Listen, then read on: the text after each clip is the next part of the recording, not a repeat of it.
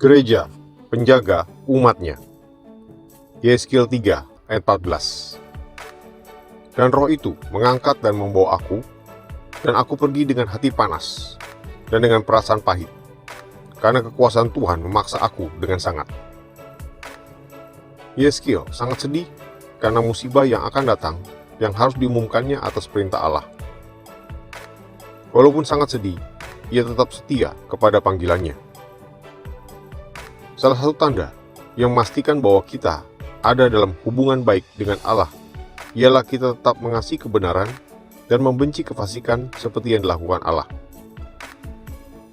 Yeskil 3 ayat 18. Kalau aku berfirman kepada orang jahat, engkau pasti dihukum mati, dan kau tidak memperingatkan dia atau tidak berkata apa-apa untuk memperingatkan orang jahat itu dari hidupnya yang jahat, supaya ia tetap hidup, orang jahat itu akan mati dalam kesalahannya, tapi aku akan menuntut pertanggungan jawab atas nyawanya daripadamu. Yeskil ditugaskan menjadi penjaga, memperingatkan saudara sebangsanya bahwa mereka yang terus hidup di dalam dosa dan menolak Allah akan dihukum dengan kematian. Apabila Yeskil lalai memperingatkan orang fasik, ia akan diminta pertanggungjawaban atas kematian mereka. 1.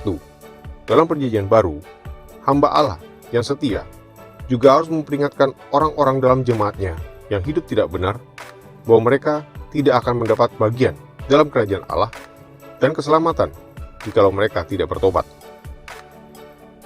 Mereka yang mengajarkan bahwa orang percaya diperbolehkan hidup tunasusila dan hidup tidak benar tanpa mengakibatkan kehilangan keselamatan abadi, akan langsung berhadapan dengan hukuman Allah yang keras. 2. Kita harus senantiasa ingat bahwa Allah telah memberikan kita amanat untuk pergi ke seluruh dunia dan memberitakan Injil, yang mencakup peringatan akan kematian kekal bagi semua orang yang tidak mau bertobat dan percaya kepada Kristus. Dengan demikian, Allah telah menjadikan gereja itu penjaga. Yeskil 3 ayat 20. Jikalau seorang yang benar berbalik dari kebenarannya dan ia berbuat curang, dan aku meletakkan batu sandungan di hadapannya, ia akan mati. Oleh karena engkau tidak memperingatkan dia, ia akan mati dalam dosanya, dan perbuatan-perbuatan kebenaran yang dikerjakannya tidak akan diingat-ingat. Tetapi aku akan menuntut pertanggungan jawab atas nyawanya daripadamu.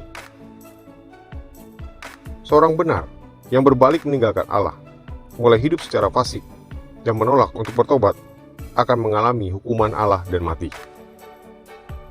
Perhatikan perkataan Rasul Paulus, jika kamu hidup menurut daging, kamu akan mati, yaitu kematian kekal. Seperti Tuhan menggunakan Yeskil, Tuhan juga menggunakan gereja untuk menjaga umatnya. Oleh karena itu, mari pastikan kita menerima perintah Tuhan untuk bertobat dan segera meninggalkan dosa-dosa kita. Kiranya Tuhan Yesus memberkati.